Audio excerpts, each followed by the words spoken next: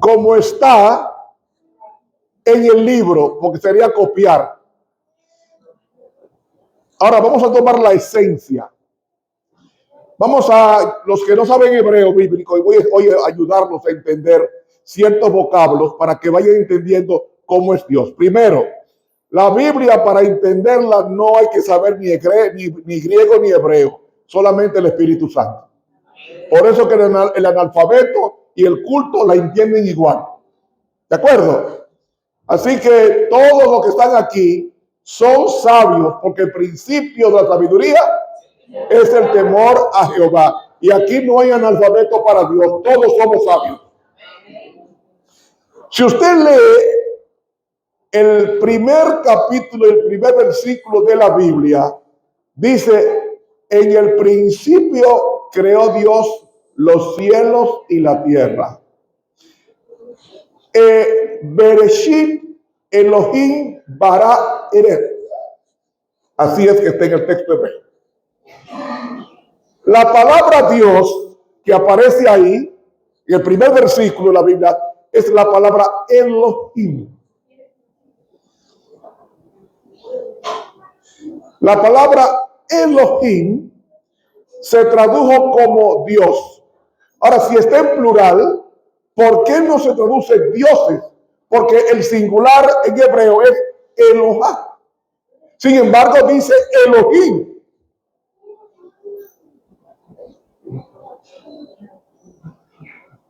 ¿Saben una cosa? Vamos a aprender todos hoy. Dios es un ser compuesto. Voy a repetirlo. Dios es un ser compuesto. Por eso está en plural Elohim. Porque Dios es una familia y no una persona. Es más que una persona. Tan cierto es, en el versículo 2 dice que el Espíritu se movía sobre la superficie de las aguas, dando a entender que hay otra persona con él. Y luego en el versículo 26 de Génesis 1 dice: hagamos al hombre, ¿está en plural o en singular? ¿Quién está diciendo esto? El mismo Elohim del versículo 1. ¿Quién hasta aquí lo ha entendido? ¿Todos lo han entendido? ¿Por qué allí aparece en el principio creó Elohim y no dice crearon? Porque Dios es una familia. Ahora en el versículo 26 dice en plural: hagamos al hombre a nuestra imagen. Versículo 26. Conforme a nuestra semejanza. Quiero enfatizar esto. Como Dios es un colegio de personas, llamamos a Dios una familia. Y como Dios es una familia, esa familia está compuesta por tres personas llamadas. Déjenme decirles. Wow, tengo que bajar el nivel. ¿Sabe que esas tres expresiones de Dios, Padre, Hijo y Espíritu Santo, no son sus nombres? El nombre de Dios es el que dice Éxodo 3:14, cuando Moisés le pregunta a Dios: si me preguntas por tu nombre, ¿qué digo que eres? ¿Sabe cómo dice el texto hebreo? Eye, Asher, Eye. ¿Sabe lo que se traduce con yo soy? Que eso está mal traducido. Dice: yo soy el que existo para siempre. Eso es, y está en el texto, está en la traducción, es: yo soy el que seré. Es decir, yo soy el eterno, es la mejor traducción. Dios es eterno. Ahora, ¿por qué si son tres personas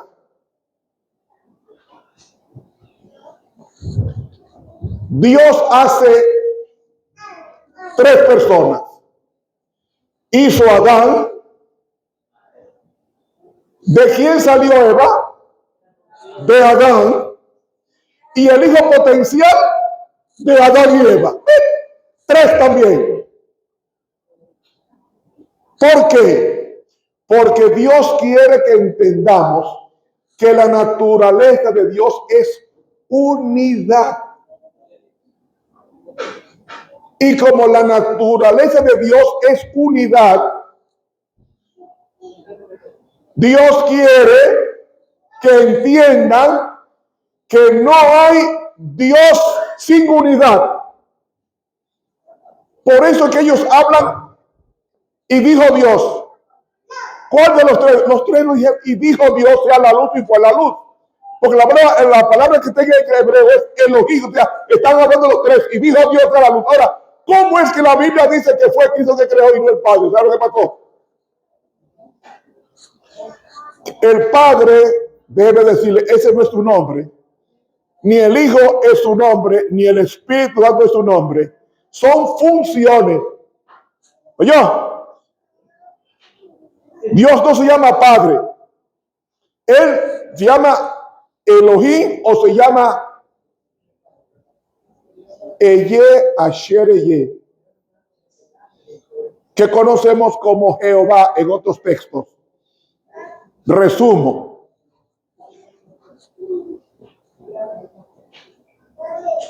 ¿Cómo se explica que tres personas sean una? ¿Cómo podemos explicar que tres personas sean una?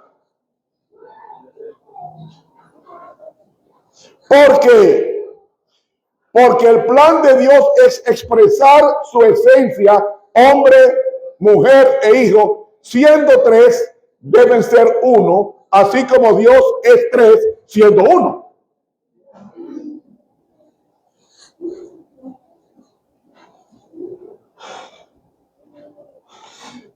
Deuteronomio 6:4. Ayúdame en esto que está ahí atrás. Le voy a probar ahora que Dios es. Oye Israel, Jehová nuestro Dios. ¿Cuál es el nombre que va a ir Dios? Elohim. Y está en plural. Jehová nuestro Dios. ¿Qué? Uno. Si Dios es uno, vamos a ver en qué sentido es uno, porque Romeo está diciendo que son tres personas. Sin embargo, ahí me dice que es uno. Vamos, en la palabra uno, en hebreo es Ejad. Y ustedes van a saber qué significa Ejad. Dios es una familia. Como es una familia, la primera familia del universo es para cada familia humana en esta tierra un modelo de lealtad, de cooperación gozosa, de creatividad exuberante. Así que Jesús procede de una familia espléndida. Ahora, me alegra saber que Dios es una familia. Si fuera un individuo, entonces en la eternidad del pasado, antes de crear, ya Dios había estado solo. Sin embargo, Dios nunca estuvo solo. ¿Por qué nunca estuvo solo? Porque había ¿qué? Tres divinas personas conocidas como Padre, Hijo y Espíritu Santo. ¿Voy bien? ¿Me hago entender? Ok. Si Dios es amor, como dice 1 Juan 4:8, entonces si Dios es amor, no puede haber estado solo nunca. Porque para ser amor necesita a otra persona a quien amar. ¿Aló? Y la Biblia entonces presenta a Dios como una maravillosa familia compuesta de tres personas que viven juntas en exquisita armonía. El número 3 es la cifra de la generosidad. Porque uno, si Dios fuera una persona, sería como el Dios de Platón, el demiurgo, que se absorbe a sí mismo y sería entonces egoísta. Si fueran dos dioses, uno quedaría envuelto en otro, sacando a los demás.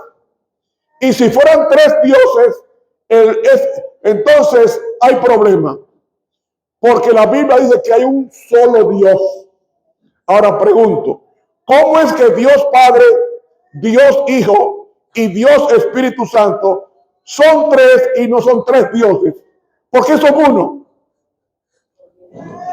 Primero, porque Dios es indivisible.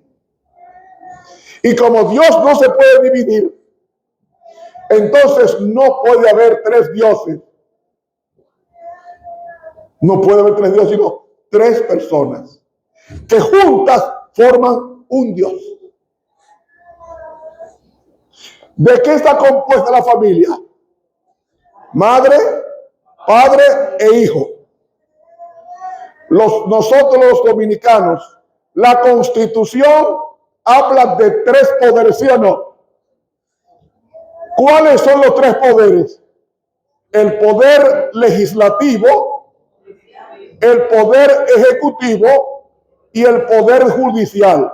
Eso se llama Estado. Si falta uno de los dos, no es Estado. ¿Me están entendiendo? Entonces, para que sea Estado, se necesitan los tres poderes. Ahora yo pregunto, ¿el poder legislativo manda más que el ejecutivo? No, igualito. Tiene los tres mismos poderes en diferentes áreas, pero los tres juntos forman el Estado. Eso es Dios. Los tres juntos forman a Dios. No sé si me hice entender. ¿Lo repito, por favor? ¿Lo repito? Es como el agua. El agua está compuesta de dos átomos de hidrógeno y un átomo de oxígeno que nos da que una molécula de agua. Pero son dos gases. Cuando se juntan, ¿qué son? Pero aunque son agua, los dos gases, cada uno sigue siendo gas. ¿Sí o no? Eso es Dios. Cada uno es una persona, pero cuando se junta, es Dios. ¿Quién no ha entendido? Porque yo entendí. ¿Quién no ha entendido? Para explicarte un lenguaje más sencillo. Ahora,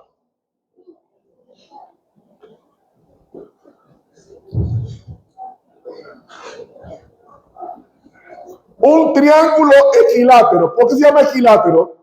Porque tiene tres lados iguales. Yo pregunto, ¿el lado izquierdo en la base vale más que el derecho? No. Tienen el mismo valor. Un cuadrado, ¿por qué se llama cuadrado? Porque tiene cuatro lados iguales. 90 grados por cada lado igual a 360. ¿Sí o no? Pues no es cuadrado si no tiene los cuatro ángulos iguales. Eso es Dios. Dios es un cuadrado. Hablando de geometría. ¿Cada lado tiene 90 grados? Sí, tiene 90, pero cada lado no es mayor que el otro lado. Tiene el mismo valor de grado. ¿Me están siguiendo, porfa? Yo le hago una pregunta. ¿Estos lentes tienen los dos ojos iguales, sí o no? Claro. Pero los dos juntos se llaman espejuelos o lentes. Pero cada lente sigue siendo lente igual al otro. La diferencia es que juntos, colegiados, se llaman espejuelos o lentes. ¿Puedo explicarlo mejor? ¿O con eso es suficiente? Ahora, hay un Dios supremo, pero no hay tres dioses. Repito, hay tres personas que forman la palabra Dios. Lo voy a repetir, me están grabando allí, Hay tres personas que sumadas se llaman Dios. Yo hago una pregunta, ¿el Padre es mayor que el Hijo? Son nombres, funciones de cada uno. ¿El Espíritu Santo es más santo que el Hijo? No. Ahora, ellos tienen esos nombres porque esos nombres de funciones. Le voy a explicar ahora. ¿Qué hizo Dios en la creación? Dios hizo esto. Cristo, aquí está el plan para que tú hagas el universo. Cristo hace el universo y el Espíritu Santo pinta el universo. Cada cual tiene su función, que los tres colegiados se llaman Dios. ¿Puedo seguir? ¿O hay alguna laguna? ¿Hay alguna laguna? ¿Está claro? Ahora bien, Dios es ciertamente uno porque tiene un solo carácter. La palabra hebrea uno, Jehová uno es, la palabra hebrea es Ejad. Y Ejad significa uno, no en forma numérica, sino uno en unicidad. Lo voy a probar. Lean conmigo a Génesis 2:24. Génesis 2:24. ¿Cómo dice allí? Por tanto dejará el hombre a su padre y a su madre y se unirá a su mujer y los dos serán ¿qué? Yo pregunto, la palabra uno es Ejad, la misma que se usa para Dios. Uno es. Entonces yo hago una pregunta. Cuando dice ahí, ¿está diciendo que eran dos personas físicamente o eran una en unidad? Eran dos personas físicas, pero unidas en amor. Es decir, eran dos personas diferentes, un hombre con una mujer, pero unidos los dos daban uno. ¿Uno en qué? Uno en armonía, uno en amor, uno en unicidad. Pues eso es Dios.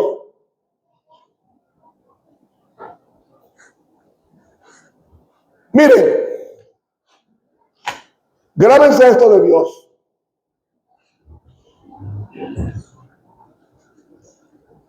Ustedes saben por qué Dios es unidad. Porque la unidad es producto del amor. Si usted no ama,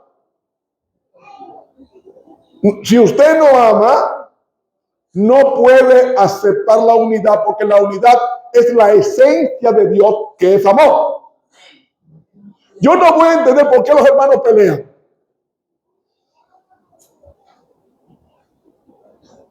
Porque el cielo siempre ha habido, hay y habrá unidad. Hubo uno que creó problemas en el cielo y desunió la familia celestial y luego la familia terrenal. Pero gloria a Dios, Cristo viene para reunir su iglesia, donde habrá un solo rebaño y un solo pastor. Pero aquí abajo Dios nos da el tiempo para desarrollar la unidad en Cristo Jesús. Hermanos,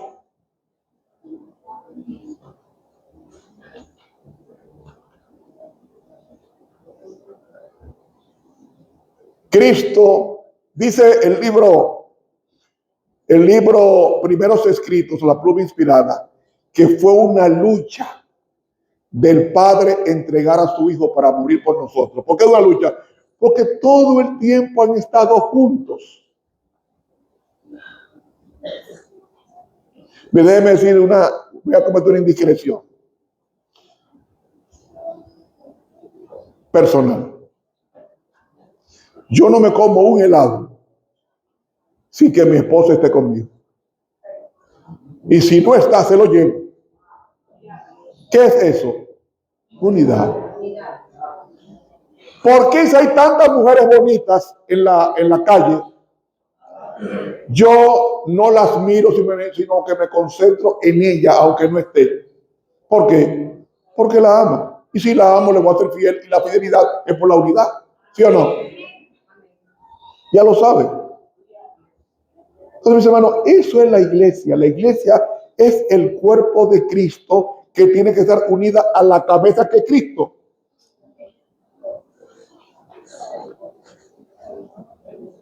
La familia del cielo no es exclusiva. Aunque habita en una atmósfera de gloria, la puerta está siempre abierta para penetrar en su círculo de intimidad. Por eso es que los ángeles y el universo, Dios los crea para que disfruten del compañerismo que Dios tiene con Dios Padre, Dios Hijo y Dios Espíritu Santo. Por eso es que la familia es sagrada. Y hay de aquellas personas que destruyen sus hogares sin haber causa. Porque hay una causa. La Biblia habla de adulterio. O la otra causa es la viudez. Pero no hay razón para que un hogar sea destruido por incompatibilidad de caracteres, porque el matrimonio, el único que lo disuelve es Dios.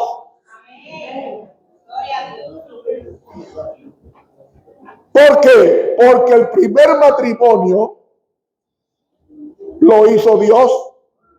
Por tanto, dejará el hombre padre y madre. Eso fue Dios diciéndolo. Eso fue Dios diciendo, casando a Adán con Eva. Y no, este no es el tema, pero voy a abrir el paréntesis para cerrarlo enseguida.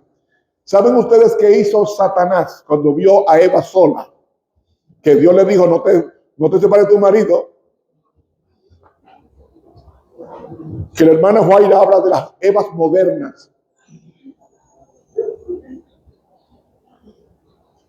Yo lo estaba leyendo en el texto hebreo, Génesis 3, y dice que Lucifer o Satanás, ya era Satanás en ese tiempo, Satanás la enamoró.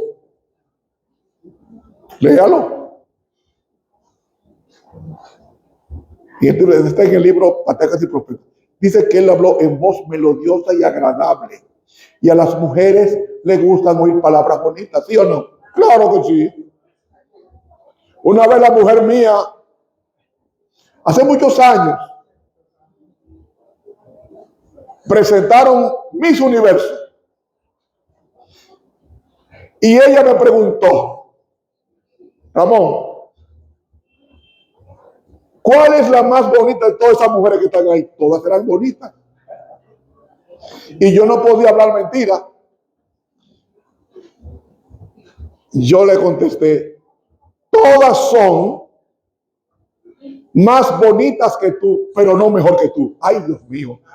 Fue la mejor noche. Hermanos, hay que decirle a la gente que se ama.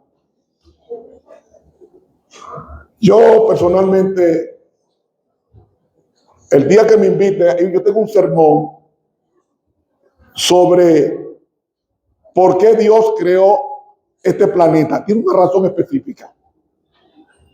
Y voy a dar un dato. Este fue el último planeta que Dios creó. Y lo creó con un propósito diferente a todos los demás planetas. El día que usted me invite, hágalo con tiempo, porque ahora me invitaron hace unos minutos, me invitaron para otra iglesia, y así tengo muchos, mi calendario tengo que predicar el otro sábado en otra iglesia, y el siguiente sábado en otra iglesia, así que estoy.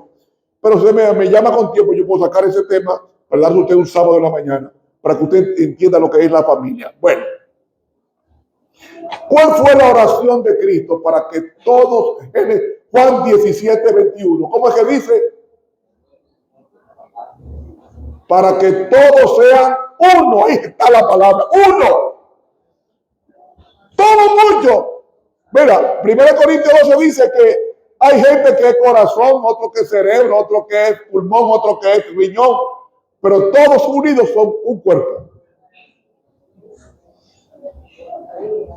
Todos los hermanos son importantes para Dios. ¿Cómo yo lo sé? ¿Cómo yo sé que soy importante para Dios? Porque en todo el universo, mis huellas digitales no las tiene nadie en el universo, solamente yo. Y tú tienes la tuya y cada cual tiene la suya. Es irrepetible. Porque somos personas especiales para Dios. No somos un paquete de Dios, somos una persona especial. Cuando te venga a la mente cualquier pensamiento malo de suicidarte o cometer una cosa contra ti, dile: no, yo soy un hombre o una mujer especial, porque no se repite. Ramón Romero, hay muchos Ramones Romero en el mundo, pero Ramón Romero con mi huella, soy el único que hay. Y tú también, con tu nombre, a ti cada cosa. Yo tengo un valor que Dios dio en la creación y tengo valor por la redención. Ay, hermanos, concéntrense en el estudio, que este estudio es que se da a los pastores allá en la universidad. Para que todos sean uno. Dios quiere que su iglesia sea una. ¿Por qué Dios quiere que su iglesia sea una? Oiga esto. Escuchen esto. Dios no pide nada que Él no haya hecho primero. Lo voy a repetir, ¿eh? Dios no te pide que haga algo que Él no lo haya hecho primero. ¿Por qué Dios te pide, marido, amad a vuestras mujeres? Así como Cristo que ama, porque amó primero a la iglesia y se entregó a sí mismo por ella. Es una bendición. Dice Salomón, el hombre que más mujeres tuvo, dijo que el que halló mujer halló el bien. No hay mujeres malas en la iglesia, no. Hay mujeres malentendidas que con amor esa mujer puede adaptarse por amor y los dos llegar vivos o cuando Cristo venga juntos al reino de los cielos. Hermanos, Dios quiere que su iglesia sea una porque Él es uno. ¿Cómo lo sabemos? Jesús dijo Juan 10:30, ¿el que me ha visto a mí? Ok. Y Juan 10:30 dice, el Padre y yo somos ¿qué? Oh, es que hay una persona o dos personas. Hay dos personas, el Padre y el Hijo, pero uno en qué? En esto. Mire esto. Mire, esto es unidad. El marido debe decirle para dónde va su mujer y la mujer debe decirle a su marido para dónde va. Eso es unidad.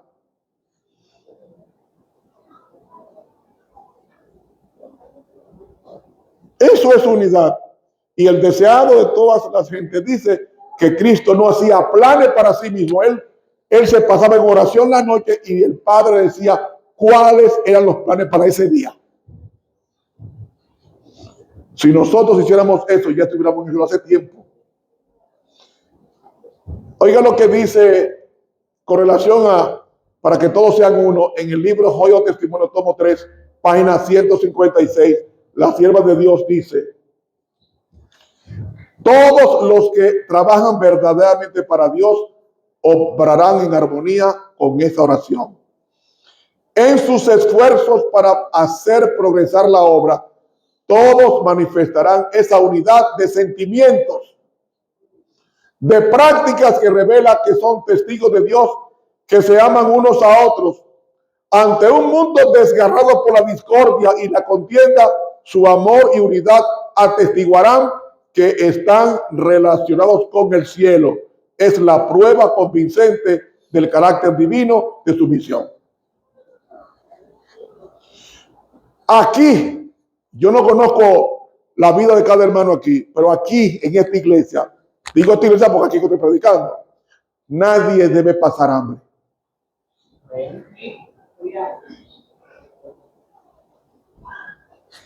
Nadie debe pasar hambre. Tiene que haber alguien, porque Jesús dijo, a los pobres siempre los tendréis.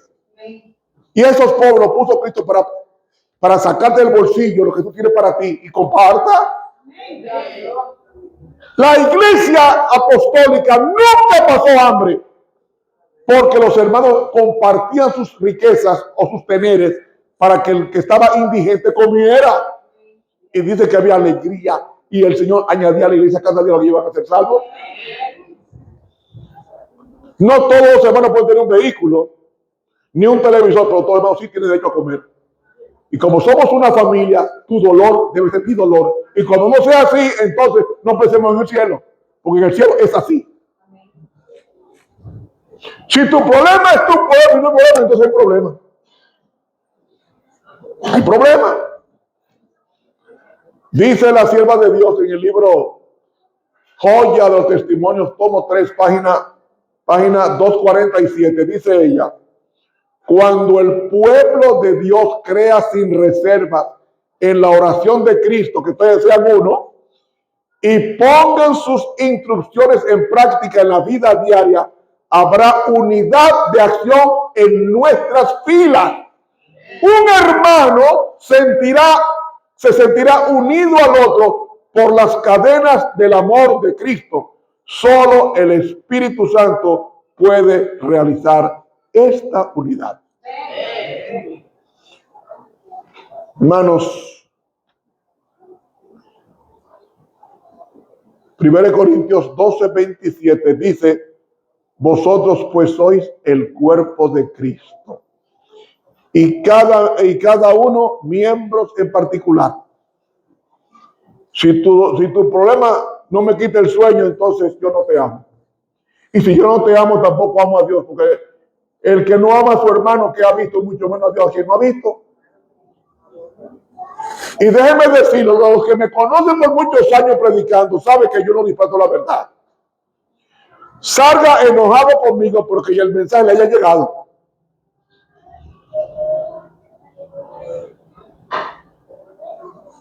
Usted sabe qué significa la palabra iglesia. La palabra iglesia en el texto griego es eclesía. ¿Ya lo que es eclesía?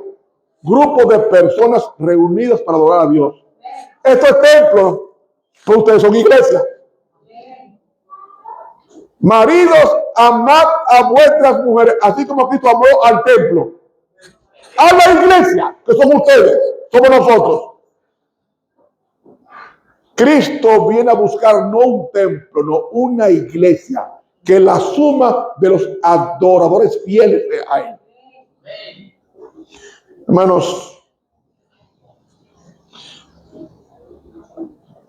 Efesios 5:23 dice: porque el marido es cabeza de la mujer, así como Cristo es cabeza de la iglesia, la cual es su cuerpo. Ay, oiga esto, oiga esto. Si la iglesia es el cuerpo de Cristo, yo no puedo tatuar el cuerpo.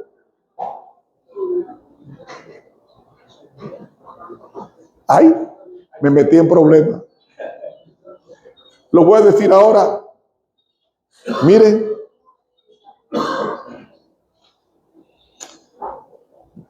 ¿Cómo lo digo? ¿Cómo digo lo que voy a decir? Miren. Oigan esto que voy a decir a ustedes. Esto lo prediqué yo allá en Massachusetts hace poco tiempo. Me invitaron a una semana del santuario.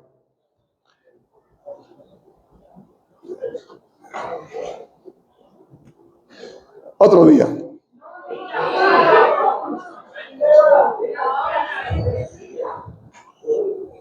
Mire, el sumo sacerdote de la Biblia, ¿cuántas piedras preciosas tenía en el pecho? 12. Más 2, Urim y Tumim son 14, más la que tenía aquí era 15. El sumo sacerdote tenía que ministrar con 15 piedras preciosas, valoradas las 15 piedras, costaban más de $200 millones. ¿Sabía eso? ¿Usted sabía eso? Pero él tenía instrucciones de Dios de que él tenía que usarla en el lugar santo y no podía salir del templo con ella puesta, porque era para oficios dentro de la iglesia delante de Jehová. ¿Qué sucede?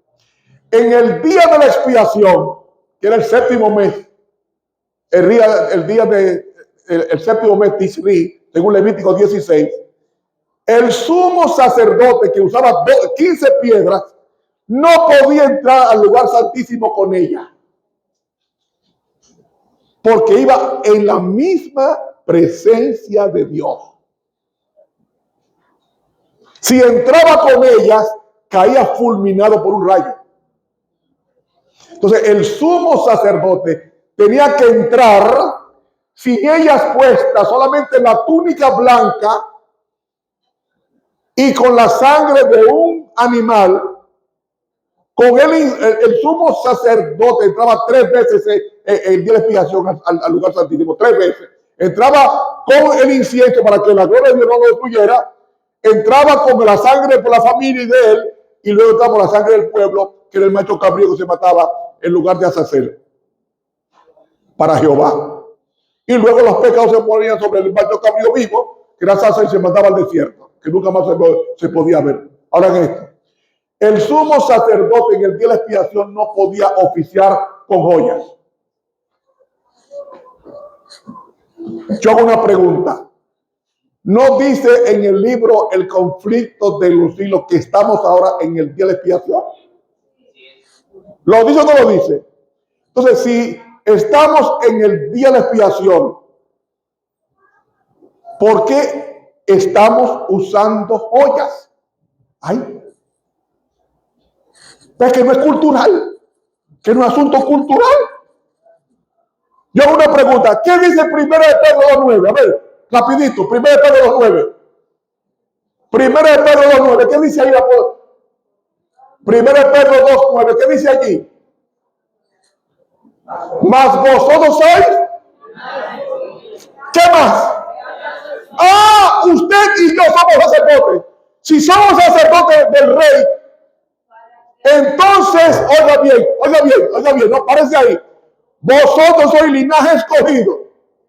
Real significa sacerdocio del rey, el rey Dios. Si tú eres sacerdote del rey de Dios y tú estás en el lugar, en el día de la expiación, ¿tú debes usar joya? No, porque está en el día de expiación y Dios prohíbe en el día de expiación que su sacerdocio use joya. Ven que no es cultural. Por eso nunca he usado joyas, siendo profesional. Y ahora es un tereque ¿qué dice usted? Usted es real sacerdote. Los sacerdotes deben de vestir como sacerdotes. Y el sacerdote no es el pastor, es que nosotros somos real sacerdocio. Por tanto, no debemos usar joyas hasta que Cristo termine su mediación, su trabajo en el lugar santísimo. ¿Sí o no? Así que yo predico. Si se ofendió, ese es su problema. Usted insistió a que yo lo dijera. ¿Sí o no? ¿Sabe qué pasó en la iglesia que yo prediqué esto? Todo el mundo se quitó la joya. Y el sábado hizo una entrega al Señor de consagración. Ahora, si mañana vuelven al antiguo camino, ese es su problema. Ya yo cumplí mi parte con el Señor.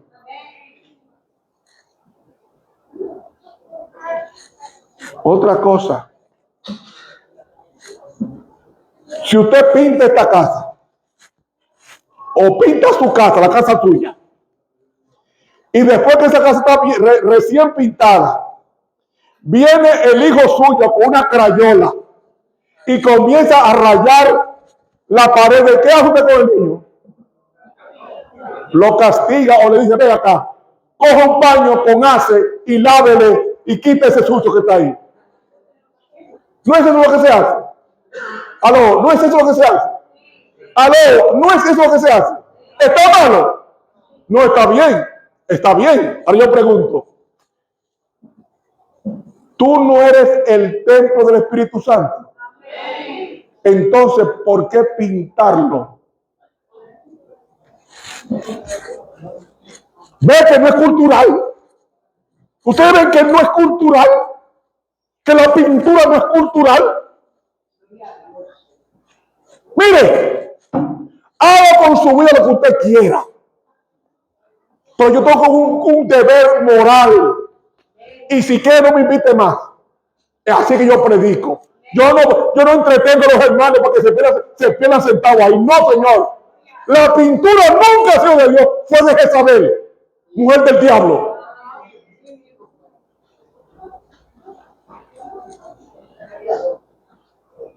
Y tengo bases bíblicas, pero ahora estas cosas no se pueden decir a la iglesia porque yo rompe la unidad. Mentira del diablo.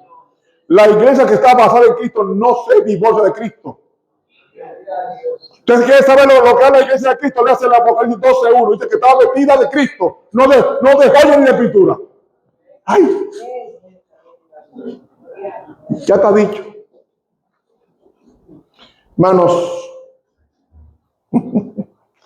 saben, hermanos, yo he visto mucha gente apostatar en la iglesia. Yo he visto pastores caer. Y por la gracia de Dios me he mantenido hasta hoy. Yo no quiero que usted ponga la vista en ningún hombre. Ni en Ramón Romero, ni en la mujer de Romero, que cumplimos 46 años de casado ahora recientemente. 46 años. Gracias porque no tengo hijos en la calle. Mis hijos son de matrimonio. Por eso que hablo así. Pero mis hermanos,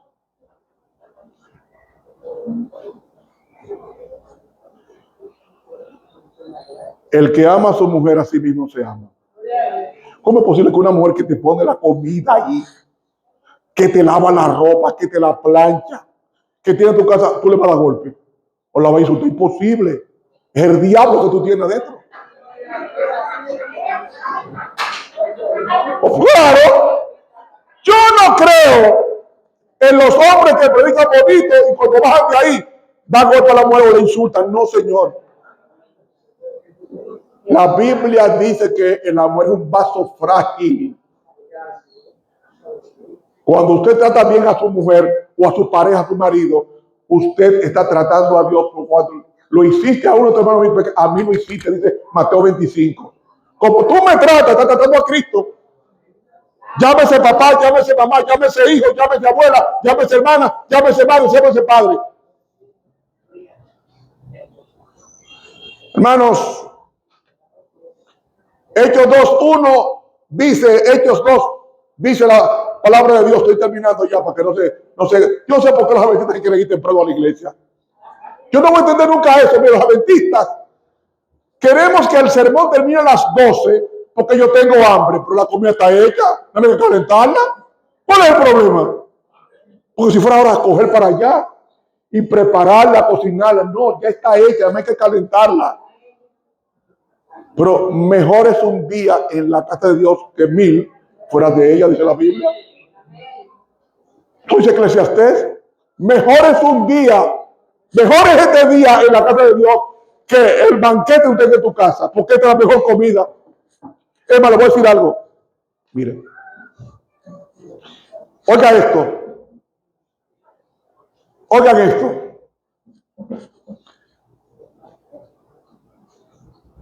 La Biblia es vida. El que la estudia profundamente va a durar más tiempo que el que no la estudia. ¿Sabía eso? Jesús dijo, las palabras que yo os he hablado son espíritu. Por eso es que muchos me encuentran joven a mí, lo que me conocen cuando ya en mi juventud. ¿Por qué me ven igualito? ¿Por qué me ven igualito? Porque yo como mucha Biblia. Y el que come mucha Biblia, las arrugas se alejan. Usted está viejo, vieja, porque no estudia la Biblia y no la vive. Si usted le estudia la Biblia, usted va a estar jovencito. Es más, ¿saben una cosa? Si usted lee en su casa a Deuteronomio 34, dice que Moisés murió con todas sus facultades, todas plenas. ¿Y cuántos años tenía Moisés cuando murió? 120. ¿Y puede un hombre 120 tener una mujer? No puede. Pero Moisés sí. Porque Moisés se mantuvo como viendo al invisible. Y fue un hombre que subió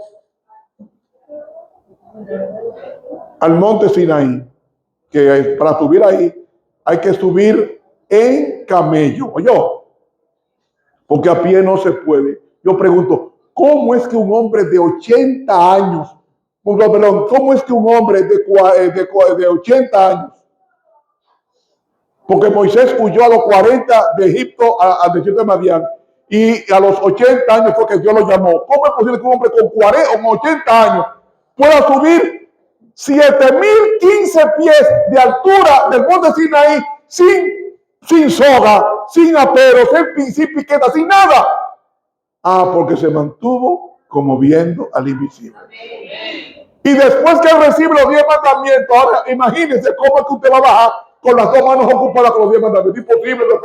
Eso lo hace el Señor con lo que le sirve. Él lo va guiando. Y Moisés no tropezó y cayó con los 10 mandamientos. Él bajó 2.285 metros, es decir, 7.015 pies lo bajó sin agarrarse de nada, porque Dios lo sostuvo. Hermanos, aquí dice,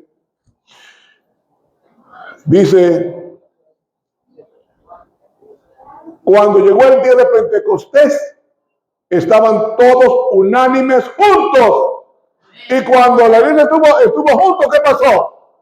Hechos 2:1 dice que vino del cielo un estruendo y llenó toda la casa donde estaban ellos sentados, y todos fueron llenos del Espíritu Santo. Cuando la iglesia está unida, está llena del Espíritu Santo. Y déjame decir una cosa, hermanos. En Joya de los Testimonios, tomo 3, página 210, dice la tierra de Dios: notemos que el Espíritu Santo fue derramado después que los discípulos hubieron llegado a la unidad perfecta, cuando ya no contendían por el puesto más elevado. Estaban unánimes y habían rechazado todas las diferencias. Así fue que vino el Espíritu Santo. Yo recuerdo en una Santa Cena, dos hermanas habían peleado, pero había una hermana de las dos que quería tomar la Santa Cena.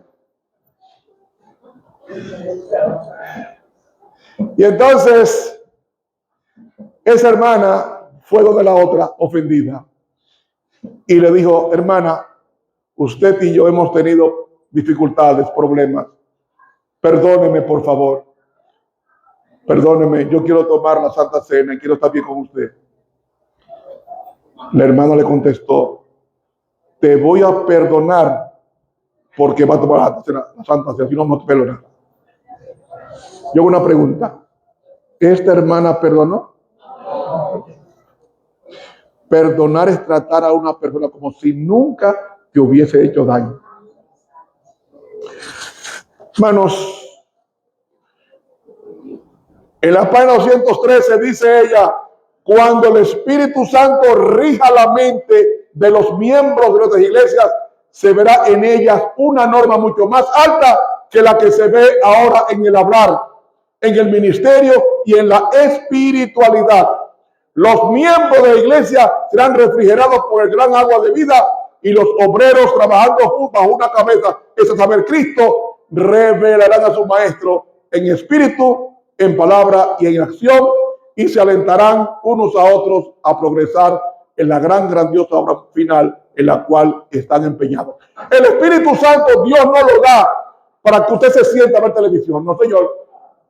Dios da el Espíritu Santo para trabajar. Hay que amar las almas, hermano, hay que amar las almas.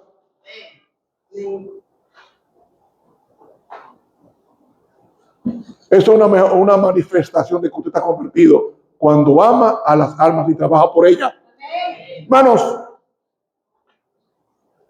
el deseado para 632, una línea dice: todos los que sean dotados de su espíritu amarán como él amó. El mismo principio que animó a Cristo los animará en todo su trato mutuo. Hermanos, llegando al final de este estudio, lo estoy saltando.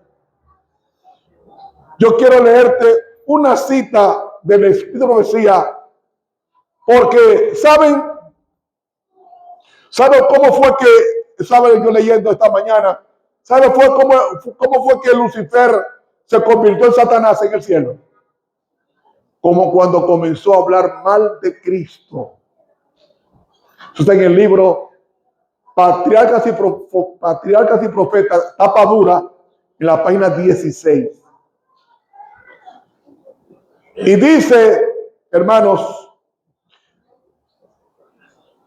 que eso fue la causa de expulsión del cielo. ¿Saben una cosa? Las tres divinas personas se aman y lo expresan hablando bien entre sí. El Padre habla bien del Hijo y el Hijo habla bien del Espíritu Santo. Y Cristo dijo, me conviene que yo me vaya para que venga otro. ¿Sabe qué pasa? Que la palabra consolador en el griego, la palabra consolador es la palabra paracletos. Y paracletos es la misma que se traduce en 1 Juan 2:1. Abogado tenemos para con el Padre Jesucristo justo. Es la misma palabra en el texto griego. ¿Y saben una cosa? El Espíritu Santo es quien nos defiende. No de Cristo, nos defiende de las acusaciones del diablo. Toma en cuenta esta cita, Ministerio de Curación, para 392. Cuando nosotros hablamos mal de los demás, estamos uniéndonos con el diablo. Oiga, siempre ha habido en la iglesia malos pastores. ¿Sí o no? Señores, Nadaya Buchanan, dos pastores, ¿y qué hicieron ellos? Se embriagaron y fueron consumidos en el altar de sacrificio, borrachos. Otros pastores, los hijos de Samuel, eran perversos. Los hijos de Eli. Siempre en la iglesia ha habido falsos pastores. Pero eso no significa que no estamos en la iglesia correcta. Estamos en la iglesia correcta. Aunque haya falsos pastores, porque hay verdaderos pastores. ¿Y saben ustedes cuál es el pastor de la iglesia adventista? No es Kirchner que eligieron ahora. El pastor de la iglesia adventista es Jesucristo. El buen pastor da su vida por las ovejas. Juan 10. Hermanos, déjenme terminar con esta lectura y nos vamos para casa. Ministerio de Curación, página 392. Dice ella, practicad el hábito de hablar bien de los demás. Cuando usted ve un grupo de hermanos hablando mal de los pastores, váyase. Ahí no está Dios. Y se lo dice uno que no vive de diezmo. Nunca he vivido de diezmo. Y dice aquí, pensad en las buenas cualidades de aquellos a quienes tratáis y fijaos lo menos posible en sus faltas y errores. Cuando sintáis la tentación de lamentar lo que alguien haya dicho o hecho, alabad algo de su vida y de su carácter. Los que trabajan fervorosamente no tienen tiempo para fijarse en las faltas ajenas. Los que se fajan, los que se fían, son los que no trabajan en la iglesia. Ay. Yo dice ella, no yo. Y dice la hermana White, hablar mal es una maldición doble que recae con mayor peso sobre el que habla que sobre el que escucha. Los dos son malditos. El que escucha el chisme y el que lo promueve, y el que lo habla es tan maldito como el que lo escucha. Ay, Dios mío, ¿y qué es esto? ¿Me van a apedrear al salir? Pero quiero estar bien con Dios. ¿Saben una cosa? ¿Saben una cosa? Escuchen esto. Tengo base bíblica y del espíritu de profecía de que este estudio está siendo grabado. Aquí hay ángeles grabando el estudio. Y respondiendo ustedes al estudio, así mismo van a ellos a llevar al lugar santísimo la reacción de esta iglesia. Me tocó predicar en la iglesia de New Jersey. Y perdónenme esto que voy a decir. Cada noche, cuando yo subía, la hermandad veía un ángel al lado mío.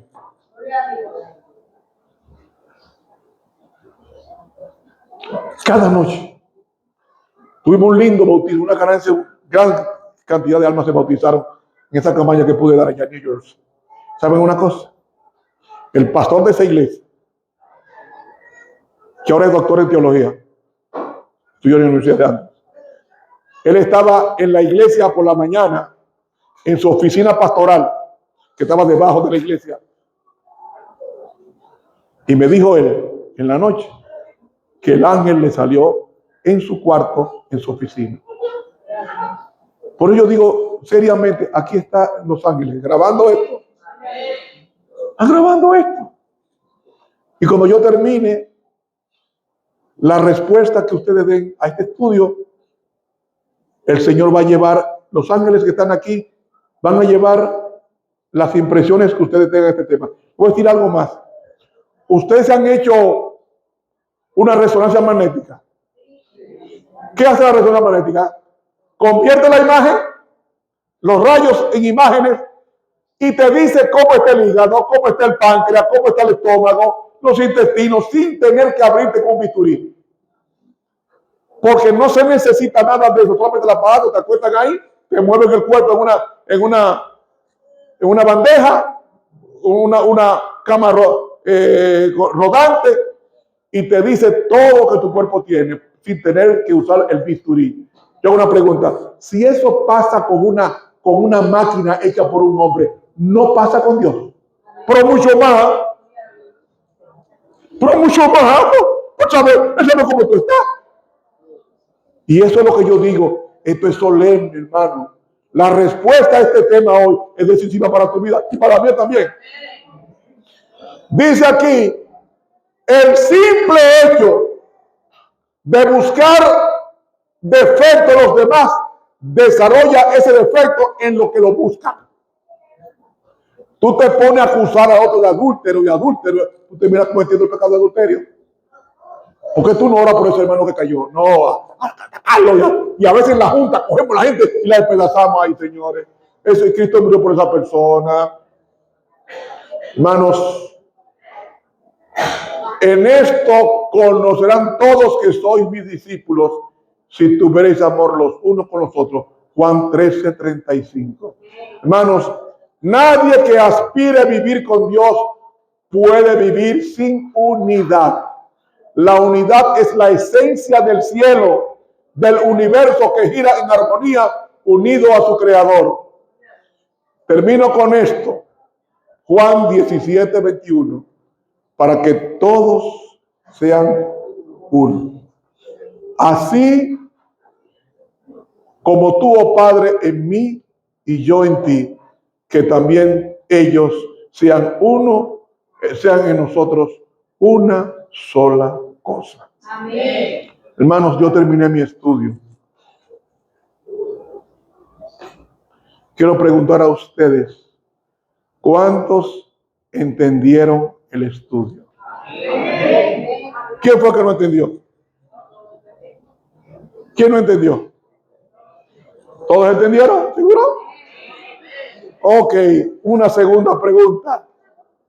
¿Cuántos creen que Dios nos ha hablado hoy? Amén. Tercera pregunta, la última. ¿Cuántos quieren cumplir el deseo de Dios de que seamos una cosa con los hermanos? Amén. ¿Quieren ponerse de pie? Sin pintura, sin joya. Ay, mi madre. Natural. Padre, terminé mi trabajo como hombre. Me invitaste, respondí a tu llamado, he predicado lo que el Espíritu Santo me dijo que predicara. Ahora tu iglesia se va a sus hogares, los hermanos. Pero yo te pido, Dios, que tú nos des unidad. Que nadie en esta iglesia pase hambre. Que seamos unidos y en vez de criticar al anciano o al pastor o a la diaconisa o al departamento de Dorcas, que oremos por esas personas que están trabajando en esas áreas para que Dios las santifique. Amén. Porque queremos, como nuestros hermanos que son, que ellos también con nosotros sean salvos. Amén. Perdona, oh Dios, el pecado del descuido, el pecado de la simulación. Perdónenos, Señor, porque hablamos mal de los demás, en una forma u otra. Yo quiero pedirte en el nombre de Cristo, saca ese veneno en nuestras vidas. Que nos acostumbremos a fijarnos en las cosas buenas de la gente, no en las malas. Las malas solamente para interceder ante ti por esas personas. Padre, perdona a tu iglesia. Y ahora cuando tú recojas las cámaras de video que están ahora ocultas, porque tus ángeles son invisibles, que ellos suban al cielo y lleven un lindo informe de que cada hermano en su corazón aceptó este mensaje como palabra de Dios. Llévanos a nuestros hogares con la presencia de Cristo. Oración que presentamos en el bendito nombre del sumo sacerdote Cristo Jesús. Amén. Hermanos, muchas gracias. Dios nos bendiga. Hasta pronto, si Dios quiere.